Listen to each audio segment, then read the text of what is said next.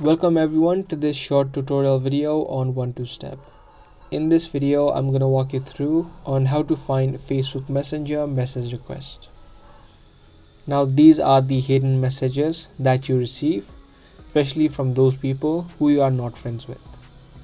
So whenever people who are not your friends on Facebook send you a message, they directly land up on the message request section.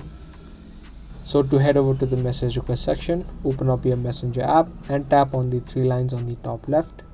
Now once you're here, you can see this menu and you can see options such as chats, marketplace, message request and archive. You'll need to tap on the third option, which is message request. Now in this section under you may know, you'll be able to see all of the message requests that you receive. So messages from people that are not your friends on Facebook.